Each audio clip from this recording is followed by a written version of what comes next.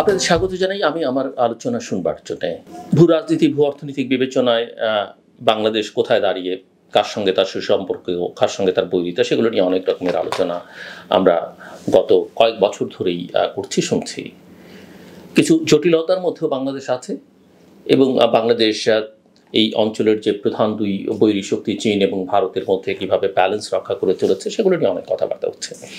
5ই অগস্টের পট পরিবর্তনের পর বাংলাদেশ আসলে কোন দিকে ঝুঁকে পড়ছে, বিশেষ করে অতি সম্প্রতি বাংলাদেশের অন্তর্বর্তীকালীন সরকার প্রধান প্রফেসর মোহাম্মদ ইউনূসের চীন সফর এবং সেই সফরকে কেন্দ্র করে চীনের নানা সহায়তার আশ্বাস, সেগুলো নিয়ে নানা মহলে নানা রকমের আলোচনা আছে।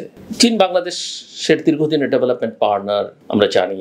অনেকে দৃশ্যমান প্রকল্পে, বিশেষ করে অবকাঠামোগত খাতে চীনের ঋণ আছে, সহায়তা আছে, এগুলো দৃশ্যমান। সবাই মনে করছেন যে অনেক কিছু তারা করছে, কিন্তু এর মধ্যে অনেক ফাঁক ফোকর আছে, অনেক রকমের স্ট্র্যাটেজিক ইস্যুজ আছে এবং এর মধ্যে করাপশনও একটা বড় ইস্যু। ঠিক যেগুলো প্রয়োজনীয় দেখা যায় না, সেই সব জায়গায় চীনের ইনভেস্টমেন্ট খুব বেশি বা সহায়তা, আর্থিক সহায়তা আমরা দেখি না। অনেকদিন ধরেই বাংলাদেশের নদী ব্যবস্থাপনা চীন অংশ নিতে চাইছে এবং বাংলাদেশের নদী ব্যবস্থাপনায় বিশেষ করে তিস্তা প্রকল্প নিয়ে অনেক কথা হয়েছে। ভারতের সহযোগিতা, ভারতের বৈরিতা, চীনের সহযোগিতা, কে কি করবে এবং বাংলাদেশে আসলে কি করা উচিত, সেগুলো নিয়ে অনেক কথাবার্তা হচ্ছে।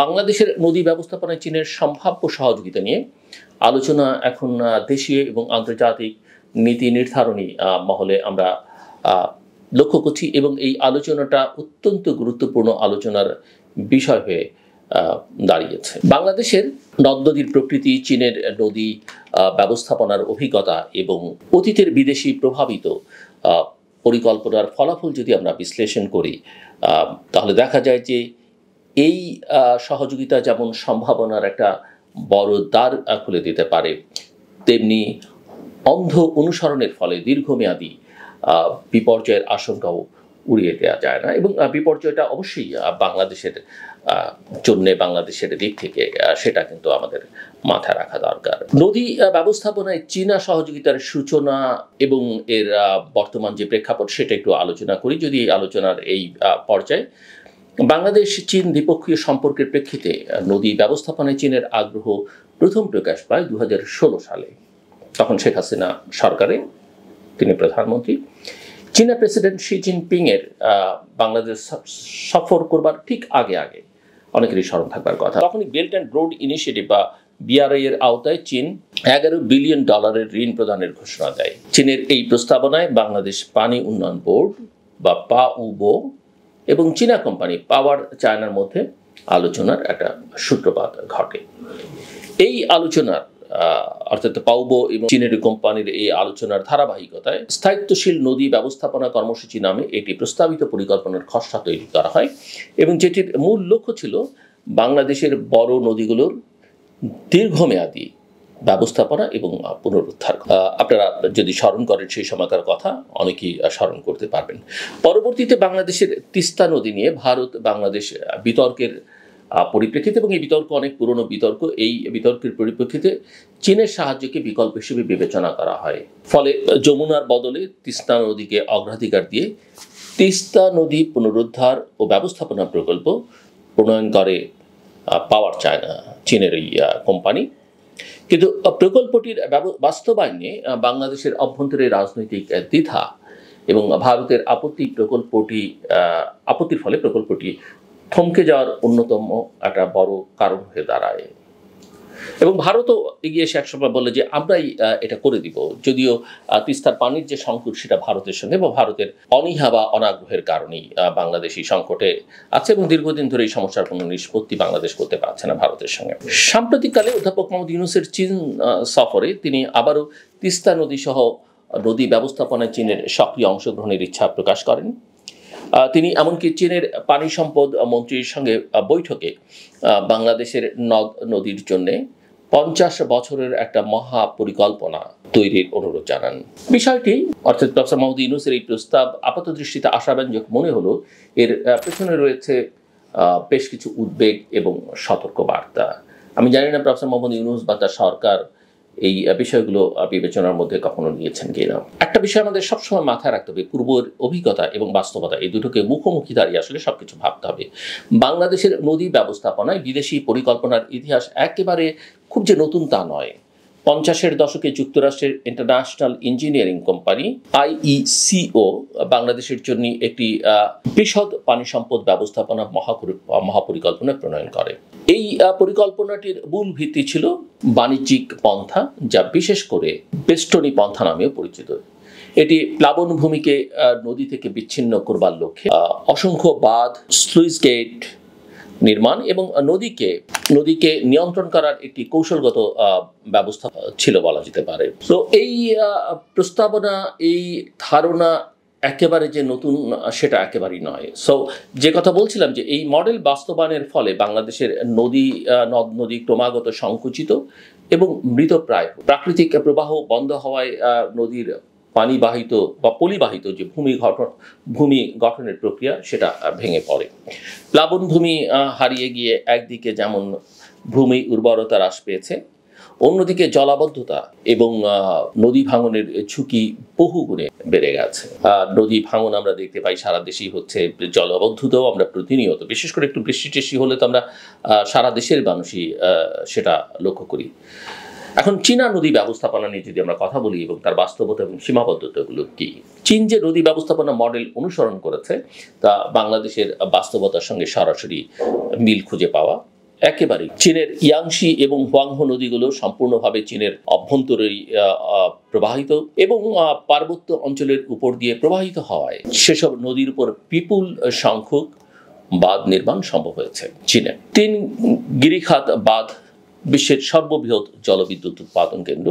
ইয়াংশি নদীতে নির্মিত হওয়ায় নদীর পরিবাহিত প্রবাহ প্রায় 90% হ্রাস পেয়েছে, যা ডেল্টার একটা বড় ধরনের বলা যেতে পারে অবক্ষয় ঘটাচ্ছে। বাংলাদেশের ক্ষেত্রে এই ধরনের প্রকল্প বাস্তবায়ন সম্ভব নয়, এটা বিশেষজ্ঞদের অনেকেই মনে করেন। কারণ হচ্ছে যে বাংলাদেশের নদীর 90% জলপ্রবাহ সীমান্তের বাইরে থেকে আসে এবং প্রবাহের ঋতুভেদে অত্যন্ত প্রকট, ফলে বাঁধ নির্ভর মডেল কার্যকর হওয়ার সম্ভাবনা খুবই কম, বরং পরিবেশগত এবং সামাজিক বিপর্যয় ডেকে আনতে পারে এই পরিকল্পনা, যেটা চীনের সঙ্গে করবার চিন্তা হচ্ছে। এখন পাওয়ার চায়নার তিস্তা প্রকল্প, এটা নিয়ে অনেকের মধ্যে নানা রকমের প্রশ্ন আছে, উদ্বেগ আছে। তিস্তা নদী পুনরুদ্ধার প্রকল্পে পাওয়ার চায়না যেভাবে নদীর গড় প্রস্থ এবং প্রস্থ 3000 মিটার থেকে 816 মিটারে কমিয়ে আনার প্রস্তাব দিয়েছে, তা শুধুমাত্র প্রকৌশলগত নয়, অর্থাৎ ইঞ্জিনিয়ারিং দিক থেকে নয়, পরিবেশগতভাবে অত্যন্ত ঝুঁকিপূর্ণ। নদীর প্রাকৃতিক চরিত্রের এমন আমূল পরিবর্তন দীর্ঘমেয়াদী নদীর প্রবাহ, পরিবেশ এবং জীববৈচিত্র্যের উপর মারাত্মক প্রভাব ফেলতে পারে বলে অনেক বিশেষজ্ঞ মনে করেন এবং তাদের এই বিশ্বাস বা মনে করবার পক্ষে যথেষ্ট বৈজ্ঞানিক যুক্তি রয়েছে বলে আমার কাছে মনে হয়। উল্লেখযোগ্য হচ্ছে এখানে এই বিষয়গুলো যে এখনো এই প্রকল্পের কোনো সম্ভাব্যতা সমীক্ষা জনসমক্ষে আনা হয়নি, যা একটা বড় উদ্বেগের বিষয়। গণশুনানির আয়োজন হলেও তা প্রকল্পের মূল ঝুঁকি, সম্ভাব্য পরিবেশগত এবং সামাজিক প্রভাব বিষয়ে কোনো স্বচ্ছতা সৃষ্টি করতে পারেনি। সব মিলিয়ে লুকোচুরির বিষয় এখানে লক্ষণীয়।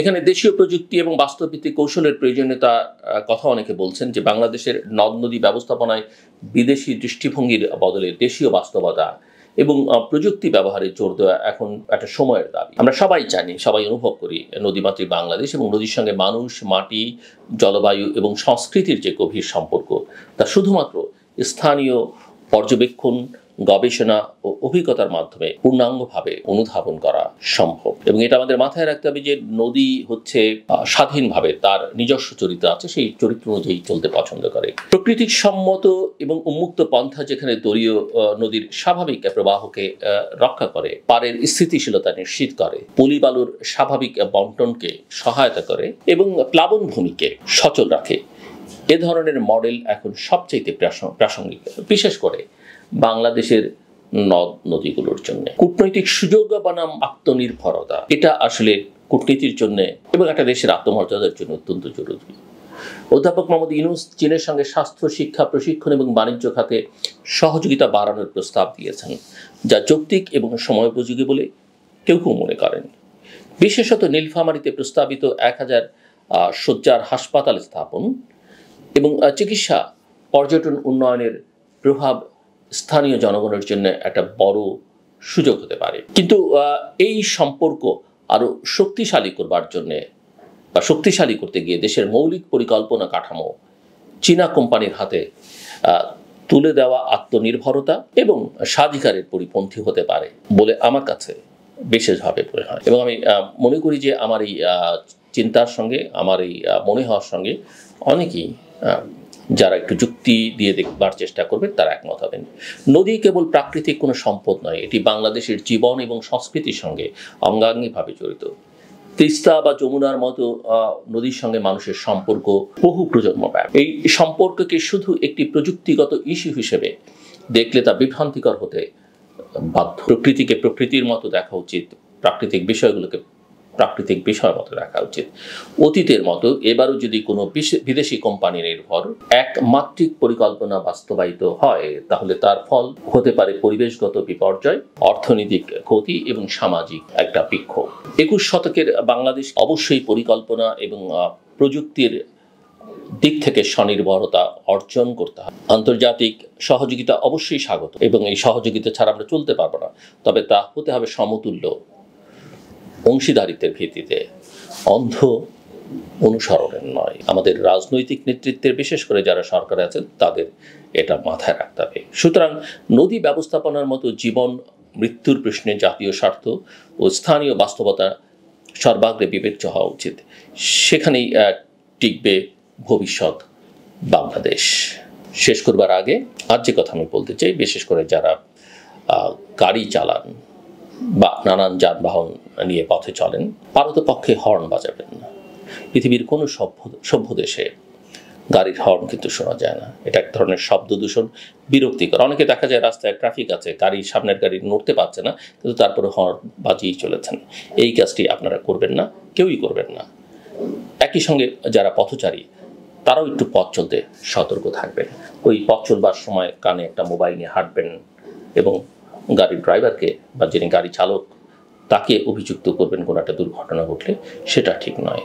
সো যারা পথ চলবেন হেঁটে তারা সাবধানে চলবেন, আর যারা গাড়ি চালাবেন যে কোনো ধরনের যানবাহন, সেটা রিক্সা হোক, বাস হোক, ট্রাক হোক, প্রাইভেট কার হোক, মোটরসাইকেল হোক, হর্ন বাজাবেন না, পারতপক্ষে বাজাবেন না। আপনাদের সবার জন্য শুভকামনা। ভালো থাকবেন সবাই।